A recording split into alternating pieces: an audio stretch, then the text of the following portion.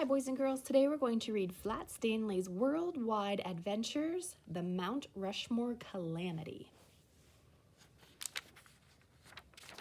Alrighty, here's our table of contents. Chapter 1, Ready, Set. Sleeping bags? George Lambchop called out to his wife, Harriet. Check, answered Mrs. Lambchop. Wholesome snacks for the boys? Check, replied Mr. Lambchop. The Lambchop family was preparing for their vacation to Mount Rushmore in the Black Hills of South Dakota. They were each very excited about the adventure. Mr. Lambchop was excited because he was going to collect another state park sticker for the rear window of the car. Mrs. Lambchop was excited because she was going to learn more about the history of South Dakota. Their younger son, Arthur, was excited because he was hoping to meet some real live cowboys. And Stanley, the Lambchop's older son, was excited because he was going somewhere nobody would recognize him. Not long ago, Stanley had awakened to find that his enormous bulletin board had fallen upon him during the night. Since then, the family had gotten used to having a flattened boy in the house, but when he ventured outside, he often caused a commotion. Look, Marge, there he is, the famous flattened kid. Wonder what new adventure he's up to now. Or, say there, Flatty, mind if we take a picture? The truth is, both Lambchop brothers were getting a bit tired of all the attention Stanley was getting.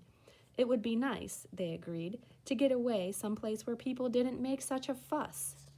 Well, I think we're ready, said Mr. Lambchop, surveying the mountain of suitcases and camping equipment in the hall. Not quite, dear, replied Mrs. Lambchop. Remember, we still have to consult Dr. Dan about Stanley's travel plan. Stanley's travel needs. Better safe than sorry. Well, the boy is still flat, Dr. Dan pronounced when he was finished with his examination. Yes, we know that, said Stanley's father. We were wondering whether such a trip would be suitable for our Stanley in his present condition. Mount Rushmore's elevation is 5,725 feet, for one thing, and we'll be traveling by automobile along the scenic highways at a fairly high velocity. Here, Mrs. Lambchop interrupted her husband with a chuckle. Not too high a velocity, of course, she said. Mr. Lambchop smiled at his wife's joke. Both she and Mr. Lambchop were always careful to obey local speed limits. Still, he said, we did feel it would be wise to check with you. It's a good thing you did. More people should be concerned about the effects of travel on the body. The human being is a very complex organism. Even we doctors, with our extensive knowledge, don't completely understand it. Oh dear, Mrs. Lambchop said anxiously. Will it be all right for Stanley to come with us? Of course, said Dr. Dan. I can't think of any reason why not. Okay, now we're going to practice something that you can do while you're reading, and that is to stop at the end of the chapter and say in your own words what happened in the previous chapter. All right, if we can re-say what happened in our own words, then that means we understood what we're reading and we can keep going. It's kind of like click or clunk that we do when we're reading nonfiction books, but we're just stopping here at the end of this chapter. Okay, we can also do this with fiction books. So let's click or clunk this chapter. So, at this chapter, if I was going to say in my own words, what would I say? You can push pause for a minute while you think about it. If I was going to say in my own words what was happening in this chapter, I would say that the Lambchop family is very excited about going to Mount Rushmore, and they each had a different reason for being excited. Remember, Mr. Lambchop wanted to get a sticker for his car. Mrs. Lambchop wanted to learn about the history. Arthur wanted to see a cowboy. And Stanley was just excited for no one to recognize him as the flat kid. Before they leave, they stop at the doctor's office to make sure it's okay with Dr. Dan that they go. And he says it's okay. So, we can re-say all of that about this chapter. That means we understood what we were reading, and we can go on to the next one. Chapter 2, Go. The next day, after a hearty breakfast, the Lambchop family began to pack the car for their big trip. In went the tent, 4 sleeping bags, and the rest of the camping gear. In went the suitcases, the cameras, and coolers. Arthur came out with his arms full, his authentic cowboy saddle, his authentic cowboy harmonica, and his authentic cowboy lasso. "Oh dear," Mrs. Lambchop murmured, surveying the overstuffed car. "There doesn't seem to be much room for the boys." "Playing cowboys is for little kids," Stanley said. "Now that I've been in the newspaper, I'm too grown up for that sort of thing. I think Arthur should leave all that stuff behind." Arthur glared at his brother. "Stanley can ride on the roof," he suggested. Mr. Lambchop considered this. "Well, if we lash him down securely—" "I think not," decided Mrs. Lambchop. "We will be pointing out many sights along the way. I don't want Stanley to miss them." And so both boys squeezed into the back seat with much grumbling, and the family set out. Along the way, the Lambchops did indeed come upon many wondrous sights, inspiring cityscapes, fields of bountiful crops, and numerous glories of nature. "We should all be grateful to have good eyesight as we travel through this great land of ours," Mr. Lambchop noted. The rest of the Lambchops agreed they were very fortunate indeed. Every time they crossed into a new state, the family recited its motto and sang its song. They played license plate bingo and I Spy, and the hours passed fairly quickly. Nonetheless, everyone was delighted to arrive at the gates of Mount Rushmore State Park. The boys craned their necks out the windows to gaze up at the 60-foot-tall faces carved in the mountain, while Mr. Lambchop paid the admission fees. And as soon as the car was parked, they sprang out. "I'm all crumpled," Stanley groused, trying to smooth himself out. "Well, I'm practically flattened," complained Arthur. "Boys, hurry along," said Mrs. Lambchop. "We're just in time to catch the last tour group." The Lambchops fell in with a group of cheerful-looking tourists. In 1937, the tour guide was telling them, a bill was introduced to add Susan B. Anthony as a fifth face. This bill failed, so today we still have the original four: Washington, Jefferson, Roosevelt, and Lincoln, who is directly below us now. Mr. and Mrs. Lambchop were fascinated by the interesting facts the tour guide related, but the boys wandered away from the group. They were still feeling a little rambunctious after spending so many hours cramped in the car. They were also still feeling, it must be said, a little irritable with each other. "Ha ha," Arthur taunted his brother from the edge of the mountain. "I can stand right out here, but you can't. You'd blow away now that you're flat." Suddenly, the ground shook. "Arthur," Stanley cried, "you'd better come back." With a terrible sound, a large crack split open along Abraham Lincoln's hairline. The great carved face began to slide away down the mountainside with Arthur on it. Without thinking of his own safety, Stanley lunged out and grabbed hold of the retreating rock face. He held on tight. "Climb over me," he called to his brother. "Use me as a bridge." Arthur did. In a moment he was back on firm ground where Mr. and Mrs. Lambchop ran to embrace him. Just then a park ranger appeared. "You, flat boy, can you hold on a little longer?" he called out to Stanley. "The repair crew is on the way." Mr. and Mrs. Lambchop were indignant. "My son has a name," Mrs. Lambchop said. "It's Stanley." "Sorry, ma'am," the ranger said. "I should have known better, because the same thing happens to me, too. My name is Bob, as it says right here on the name badge, but to park visitors I'm always just, 'Hey, Ranger!' It makes me feel very badly indeed, as you can imagine." Mrs. Lambchop forgave Bob, and Stanley held on until the emergency crew arrived to repair the crack. Only then did he let go. When he righted himself, he was surprised by a sea of flashing light bulbs. A reporter thrust a microphone in his face. "The boy who saved Mount Rushmore," one reporter crowed. "That will be my headline for the evening edition." "Brave boy becomes big Band-Aid," cried another. Off to the side, Arthur crossed his arms and frowned. "Famous again," he grumbled, "and nobody knows who I am." As soon as the reporters left, Stanley rejoined his brother in the large group that had gathered. Everyone was talking about the strange earthquake that had just happened. "That weren't no earthquake," muttered a voice behind the boys. "That was a gold mine." Stanley and Arthur turned to see a girl about Stanley's age scowling. She was wearing a worn leather vest and chaps and dusty boots with big silver spurs. The boys introduced themselves. "Good to meet you, partners," the girl answered. I'm the tour guide's daughter. The name's Calamity Jasper. Okay, so chapter 2, let's see if we can re-say in our own words what happened in chapter 2. So it talks about their trip there, right? And what did they do on the way there? Every time they got to a new state, they did something. Do you remember what it was? They said the state's motto, right? That's like it's saying. And they sang the state song. I'm surprised they knew all the state songs. And they also played license plate bingo. Have you ever played that? Try to find license plates from lots of different states. And they played I Spy. When they got there, it says that Stanley said, I'm all crumpled, Stanley groused. Do you know what groused means? It means complained. So Stanley was whining, wasn't he? He was complaining.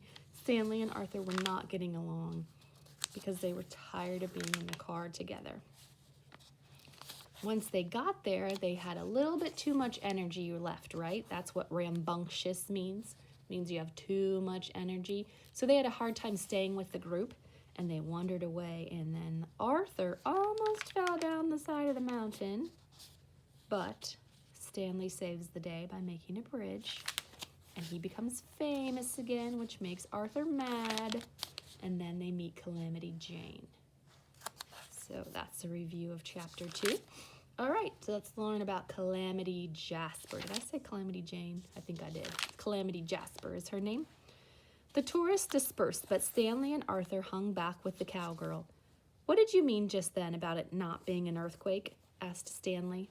Calamity spread her arms out to the mountain range around them. Thar's gold in thar hills, she said. Everybody knows about the gold rush of the 1870s. Rumor is there's still more in those abandoned mines. I reckon someone's dynamiting to get to it. Gold? Arthur repeated. Real gold in a real gold mine?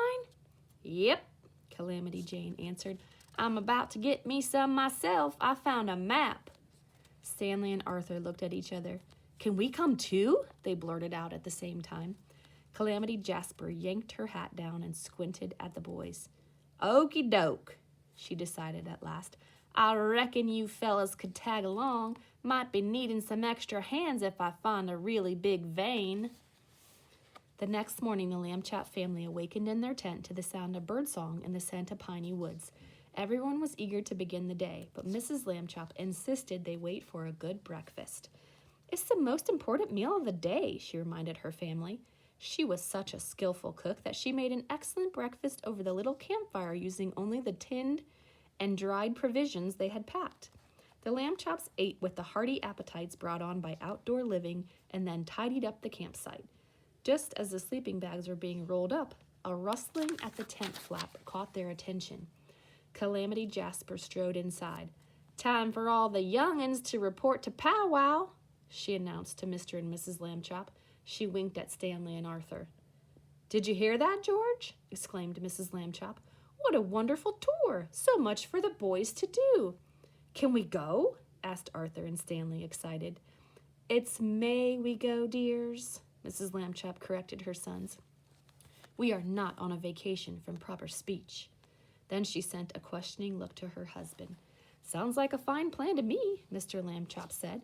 So the boys eagerly followed Calamity Jasper to her horse. This here's Gold Rush, my trusty steed, she said, patting a beautiful palomino. Arthur, you can ride up on the saddle behind me, and you, she eyed Stanley.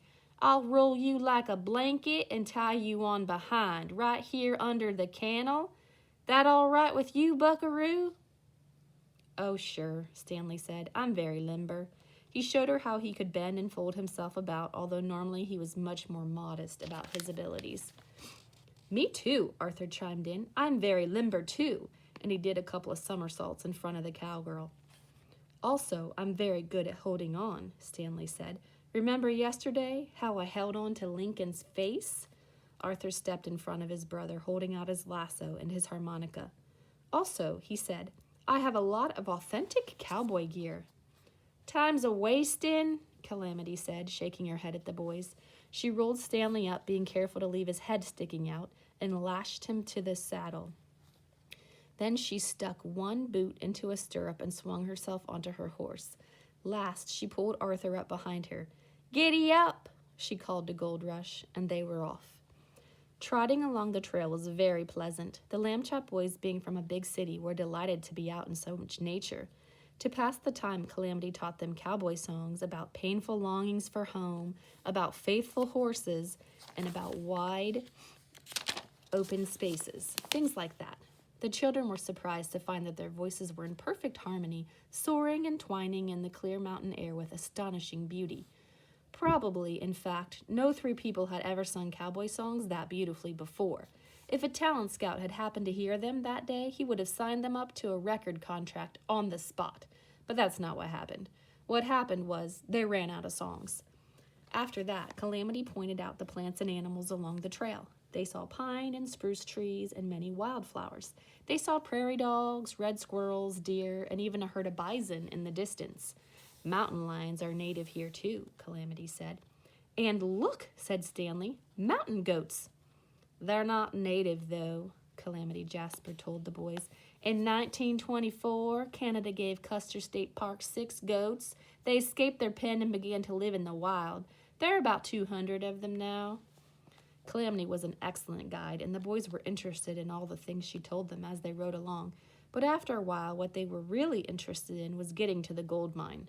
At last, they did. All right, so let's review Chapter 3, Calamity Jasper. What happens in this chapter? They trick the mom and dad, right, to believing that this was part of the tour guide, and Arthur and Stanley leave. And Stanley and Arthur are trying to show off for Calamity Jasper, aren't they? But she's not really that impressed. And then, as they're riding along, they learn about the animals and plants, and they sing some songs, and they think they're pretty good. They think they're going to get a record deal or something. And I would say we got it all. So we'll call that a click, and we'll keep right on going to Chapter 4. Into the mine. Stanley and Arthur waited impatiently while Calamity Jasper led Gold Rush to a shady spot by a stream so he could drink and munch grass. Then they followed her to the mine entrance. Calamity handed each boy a flashlight. Then she switched on her headlamp and led them in. The mine was dark and dank. When their eyes adjusted, the boys could make out several men blackened with dirt, chipping away at the walls and whispering to one another. "Don't pay them any mind," Calamity whispered. "Them prospectors are a jealous bunch, every man to himself, that kind of thing. They'll hog-tie you and throw you off the mountain if they think you're trespassing onto their claims." She nodded into the darkness. "Reckon we better mosey on a little farther." The boys followed Calamity deeper and deeper into the dark mine shaft. The tink, tink, tink of the prospectors' hammers grew fainter, and the light grew dimmer. "I don't see any gold yet," Arthur called out to Calamity Jasper, who was far ahead now. "Right, where's the gold?" Stanley called out even louder. The boys were comforted by their voices in the dark, dank mine. "Where's the gold?" they cried together. "Don't yell," came Calamity's voice. "You'll cause a..."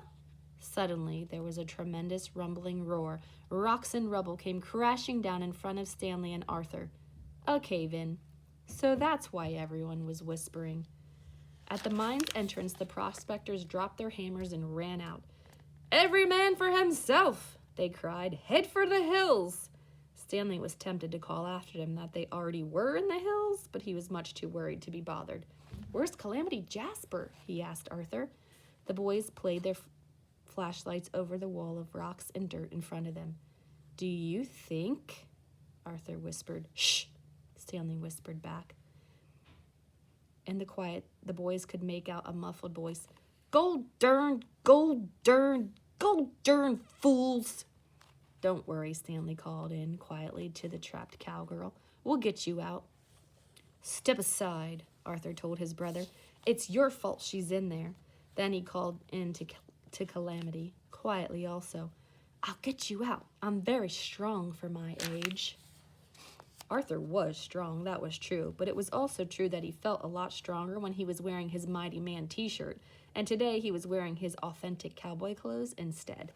He pushed against a big rock. He pushed and pushed. The rock didn't budge. "Step aside," Stanley said. "It's your fault she's in there. I'll get her out with my flatness." Stanley surveyed the rubble in front of him. There was a gap between two big rocks about an inch wide. It might work. He squeezed and folded himself until, yes, Stanley Lamb Chop worked himself through until he came out into a small, clear space, and there was Calamity, sitting on a rock. "I'm here," he said proudly. "You can stop worrying now." Calamity looked up at him. "And why's that?" "Because I'm used to being a hero. It's what I do now that I'm flat. I rescued my mother's favorite ring, and I helped capture sneak thieves at the famous museum, so I'll get you out," he assured her. Calamity Jasper stood up and turned her head so her headlamp illuminated the small space. "Really?" she asked. "How?" Stanley looked around. He saw the problem. He could get through the gap in the rocks, but she couldn't. "I'm sorry," he said, embarrassed. I'll come up with something." "Just go get help," Calamity muttered. Then she sat back down on the rock and turned her back to him. Stanley worked himself back through to the other side. "My flatness didn't help," he admitted to Arthur. "Well, my strength didn't help either," Arthur said. "Too bad we couldn't combine the two." "Hey!" He jumped up. "We've been studying machines at school. Do you know how a lever works?" Stanley understood Arthur's clever idea at once. The boys rolled a small rock beside the larger one, and Stanley lay himself over it. He worked his feet under the large rock and made himself stiff as a board. "Use your strength to press down on my shoulders," he directed his brother. Arthur did. With a deep creak, the boulder rolled aside. Calamity Jasper crawled through the gap. She narrowed her eyes and scowled at the two boys as she stormed past them to the mine entrance. The boys followed, and after the three children rubbed their eyes in the bright afternoon sunshine, they stared in disbelief. Gold Rush was gone.